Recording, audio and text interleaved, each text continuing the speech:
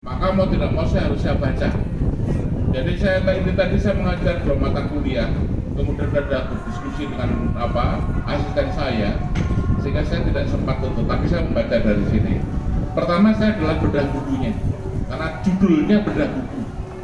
Tidak saya bicara tentang klinik. Ya. Baru setelah saya bedah buku, nanti akan bicara tentang klinik yang saya pahami, yang saya ketahui, yang terlibat di sana. Yang pertama, buku ini sebenarnya sangat bagus, tapi sayang ditulis sangat sembrono. Dari mana saya mengatakan sangat sembrono? Anda lihat daftar isinya. Daftar isi itu sebenarnya menuntun kita untuk mau kemana saya harus membaca. Tapi di sini sama sekali tidak menggambarkan itu. Itu yang pertama. Yang kedua, ini penelitian katanya. Tetapi teorinya sama sekali tidak dibahas kupas. Dia hanya bicara tentang teori lakom. Gitu. Kenapa kok teori lakom dipilih? Kenapa dia yang lain? Tidak ada penjelasannya. Bahkan metodologinya. Ini menggunakan kualitatif. Kebetulan saya dosen mata kuliah kualitatif psikologi. Gitu loh. Sehingga di sini ini subjek penelitiannya. Kalau dalam penelitian kualitatif itu ada triangulasi. Triangulasinya di mana di sini? Karena dia hanya mengambil 3 orang subjek pelaku dan bekas pelaku. Recheckingnya itu di mana? Tidak ada sama sekali. Kemudian kalau mereka misalnya dengan kualitatif yang mana? Ada 6 jenis kualitatif dari naratif, grounded, etnografi dan sebagainya. Itu tidak ada penjelasannya. Yang terakhir adalah penulisan daftar pustakanya sembrono. Artinya ini daftar pustakanya kalau dibuang dana mana? Karena di sini tidak disebutkan misalnya siapa mengatakan apa dalam kurung apa, itu kemudian ada tulisan di sini tidak. Ini kritikan untuk buku ini. Semoga kalian baik. Tapi sekali lagi sebetulnya isinya bagus. Ya, ceritanya bisa menjelaskan. Saya ini pengamat kekerasan, berlaku kekerasan itu sebetulnya sudah sejak saya masih usia 12-13 tahun, yaitu ketika pada waktu itu Kopassus datang ke Jogja, ya, pada waktu B30 PKI, ya, Kopassus pemberantas, kemudian ada sedikit perlawanan dari macam-macam dari kelompok WNI pada waktu itu di Jogja. Kalau orang Jogja lama tahu namanya Mas Kintoko. Mas Kintoko itu berani nantang Kopassus. Dan sejak itu Kintoko punya anak buah di bawahnya, orang-orang nabi negara dan sebagian demikian kuatnya. Kemudian setelah itu ada geng yang sangat terkenal, itu adalah KAC, Kawula Alit Club, itu daerah Serangan. Rasputin, itu daerah Ngadi Winatang. Kemudian yang terjadi adalah daerah Mbau Sasran, tidak punya nama geng. Kemudian Beji, itu banyak yang terjadi seperti itu. Itu geng ini berkembang, ada di mana-mana. Kemudian muncul yang namanya kelompok-kelompok yang namanya adalah Joksin. Joksin itu ada orang yang mengatakan bahwa Joksin itu adalah di Kauman. Tidak, Joksin itu pojok bensin yang ada di daerah alun-alun, di daerah dekat Masjid Kauman, ya, kecamatannya Gontok-Gontomanan. Dan di situ itu sebetulnya akarnya ini mulai kenakalan berbasis agama. Anda kan bisa melihat bahwa Joksin itu sumbernya adalah daerah santri. Ada kemudian di Joksin, kemudian Kisro. Banyak sekali yang ada di situ. Saya kebetulan setelah itu saya berkenalan. Kisro ini sebetulnya generasi sebelumnya adalah preman-preman. Preman yang lain yang banyak terjadi itu di bawah jembatan layang Lembuyangan itu, saya tuh termasuk kelompok yang sering ada di situ. Peneliti saya ini pernah pistol karena ada di sini. Gitu. Kenapa? Penelitian saya tadi dijelaskan oleh Pak Barek tentang pelacuran. Kalau saya meneliti tentang pelacur, itu saya harus kenal, saya harus siapkan wilayah saya. saya harus kenal reserse, saya harus kenal preman-preman, gitu. Anda boleh tanya pada mahasiswa psikologi yang senior, yang angkatan 2000 dan sebelumnya. Dan selain mahasiswa itu saja penelitian di dalam Parangkusumo di sana untuk mengamati perilaku itu. Banyak mahasiswa yang kemudian apa? Pak, gimana rasanya ditawar jadi seperti pelacur, Pak? Silakan coba. Dan betul, banyak mahasiswa mencoba seperti itu. Dan itu kalau Anda boleh tanya pada mahasiswa yang senior-senior, betul nggak omongan Pak Kunto? Kenapa saya bisa mengatakan begitu? Karena saya sudah menyiapkan. Tadi, preman-preman saya kenali, kemudian juga polisi reserse saya kenali.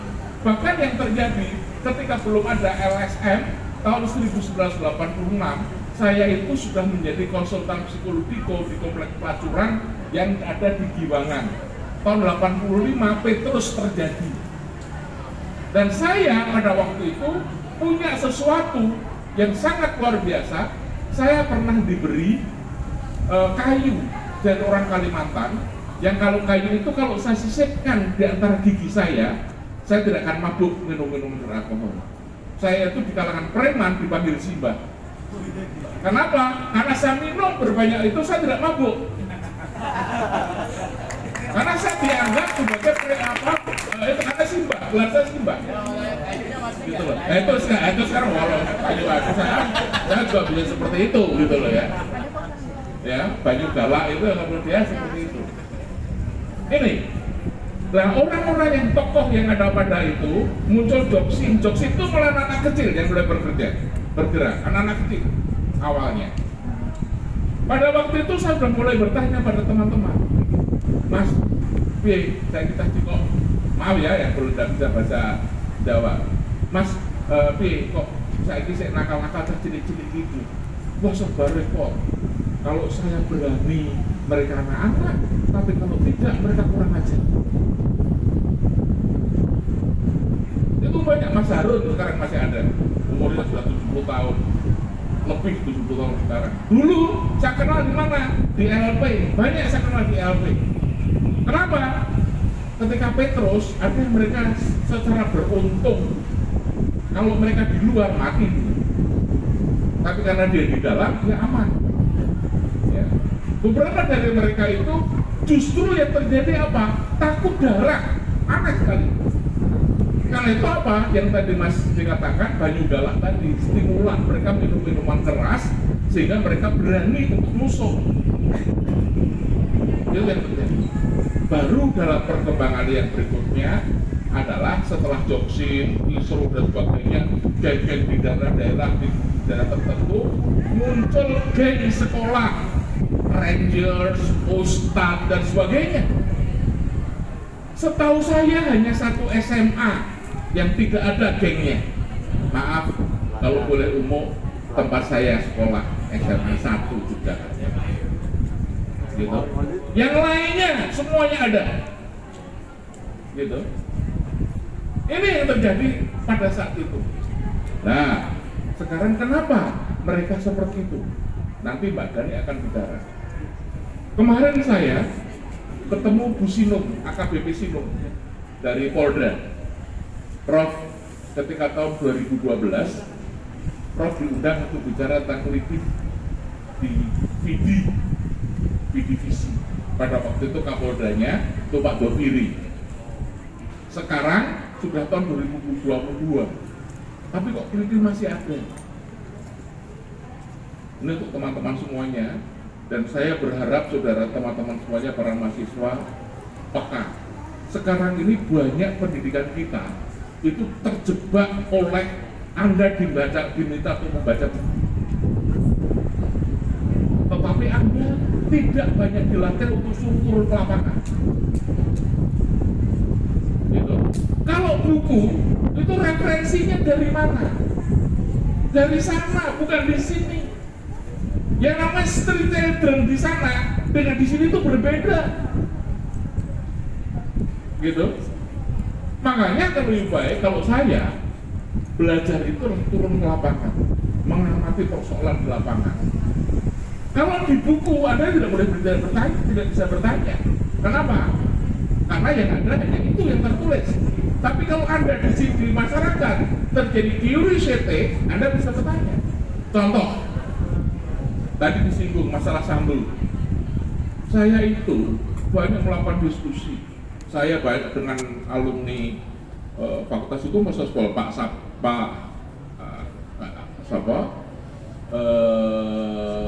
Ketua LPSK Hasto, ya, kemudian juga beberapa ada menteri, ada beberapa yang lain saya WA-WA kita diskusi karena kebetulan jelek-jelek, tapi saya tidak jelek beneran kata Pak Arif Cito. Saya itu salah seorang pendiri Asosiasi Psikologi Forensik Indonesia. Nah, karena itu saya hal seperti itu saya belajar, banyak belajar. Dari sikap banyak diskusi sampai sekarang saya bertanya, apa? Kenapa kok Sambo bisa sekejam itu? Belum kamu.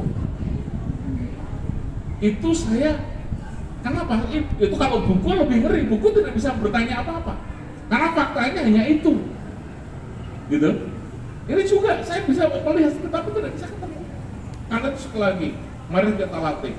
Dan kalau kita sering belajar masyarakat, itu menurut ajaran orang Jawa, menjadikan Anda menjadi waskitro. Waskitro itu ngerti sak durunge ngenarah. Karena Anda belajar untuk poin-poin itu satu, ya. Kemudian berusaha untuk menemukan relasi antar poin ini tadi, kemudian mencoba memaknai, gitu. Kalau itu Anda bisa melihat. Ini sebetulnya yang namanya kewirausahaan sosial itu seperti itu. Jadi mencoba memahami titik-titik yang ada pada masyarakat ini, ya. Kemudian kita mencoba memaknai. Banyak di antara kita ada anak nakal, hanya disebut kelitih, tapi tidak punya makna apa-apa. Nah, sekarang saya akan bicara hubungannya dengan Mbak Dani. Apa? Sebetulnya kalau saya bicara tentang kelitih, yang usianya 18 tahun ke atas, finish, tidak perlu dibahas. Karena hukum sudah bicara di situ. Gitu. Tetapi persoalannya apa? Yang 18 tahun ke bawah, saking semangatnya ya.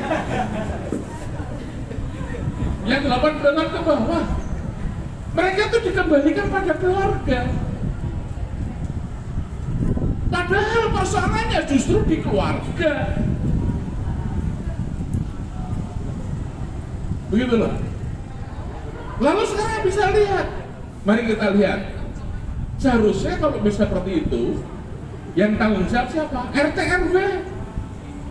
RT RW itu adalah sebetulnya lembaga sosial, itu adalah LSM. Tetapi sama sekali RT RW tidak berperan. Sekarang kalau misalnya ada anak-anak nakal di tetangga kita, ojo tulan dong kono tuh. Ada seorang wanita yang melacur, ibu-ibu bilang, awas Pak ke sana. Seharusnya didatangi, apa persoalannya, apa yang bisa kita bantu, kita pecahkan. Itu bukan hanya persoalan kritis saja, dalam banyak persoalan sosial, termasuk ketika COVID seperti ini, misalnya mereka tidak punya dana, kekurangan uang, apa yang bisa kita bantu kegotong royongan sosial yang ada di masyarakat kita. Ini tidak pernah dilakukan. Yang kedua, persoalan yang berikutnya, apa? Sekarang ini pusat pendidikan tidak berjalan secara optimal.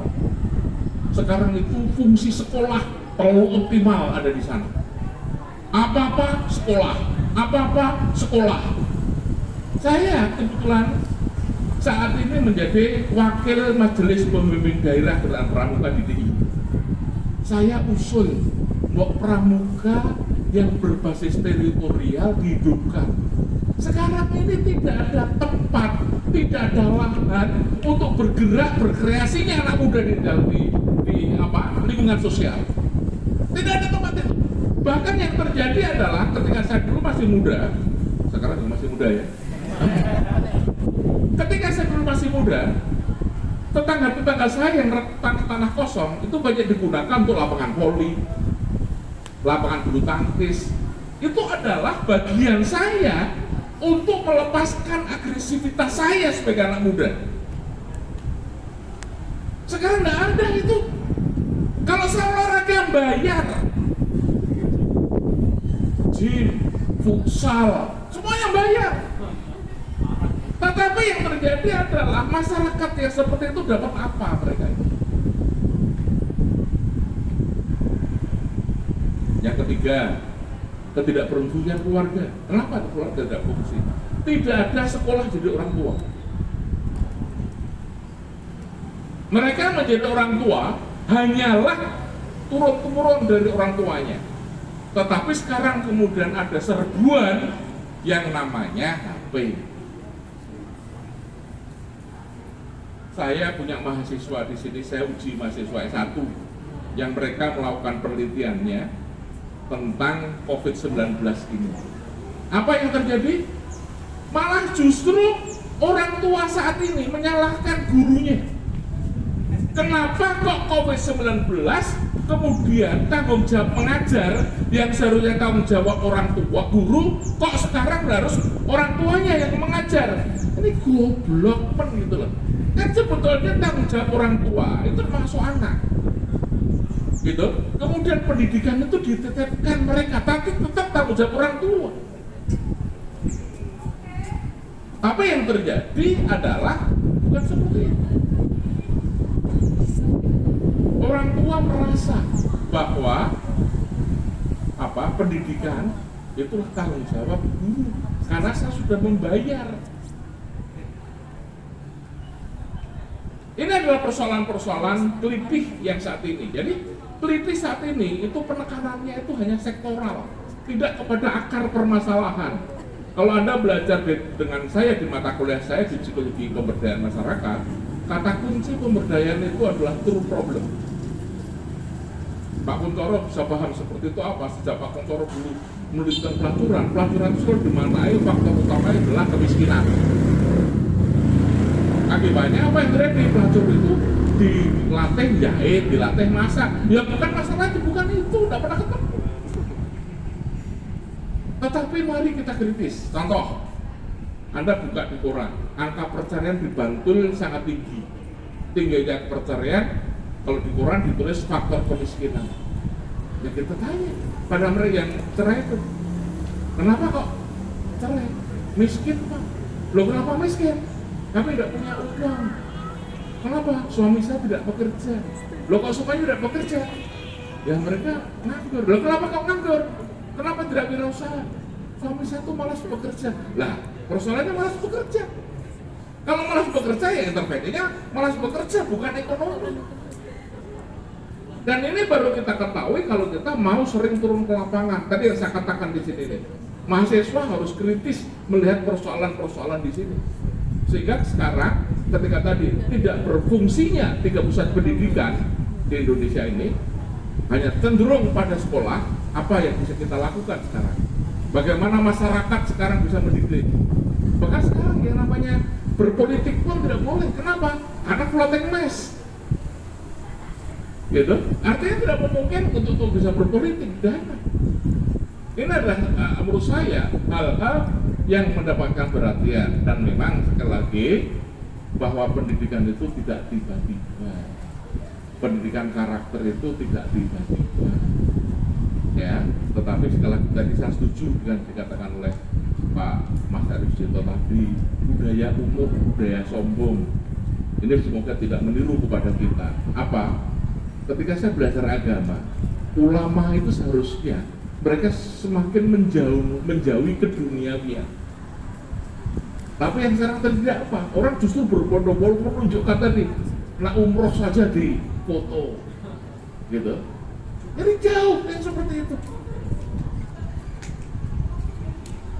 Ki Hajar Dewantara sangat sederhana mengajarkan kepada kita bahwa yang namanya pendidikan itu tidak mengajarkan kita untuk menjadi orang pandai, tetapi bagaimana berguna untuk orang lain. Karena itulah Ki Hajar Dewantara menjelaskan bahwa pendidikan adalah proses pembudayaan manusia. Ini saya kira yang harus kita ajarkan. Dan orang tua harus saling mengasuh anak ini dengan baik. Budaya-budaya timur, budaya kita itu banyak.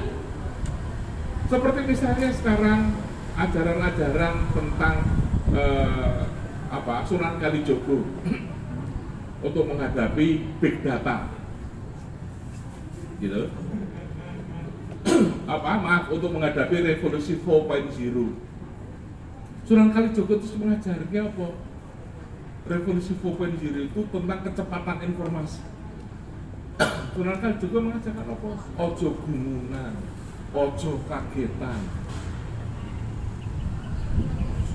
Ki Ageng Suryamentara ketika bicara tentang big data juga berbicara tentang apa? Sak perlune, sak cukupe. Nah, at the end dari pembicaraan saya ada dua persoalan ke depan yang menurut saya ngeri, yaitu kekerasannya terkait dengan kekerasan seksual yang ini tidak terlalu banyak dibahas di dalam pendidikan kita, yaitu persoalan yang berkaitan dengan komunitas virtual. Itu tidak banyak dibahas, komunitas virtual. Komunitas virtual bisa kekerasan fisik, tetapi yang sekarang mengerikan adalah kekerasan dalam bidang seks. Sexting sekarang sudah demikian luar biasa ada di sana. Hari ini saya mendapat WA bahwa di Bandung banyak mahasiswa di Bandung mengidap HIV/AIDS. Terima kasih. Assalamualaikum warahmatullahi wabarakatuh.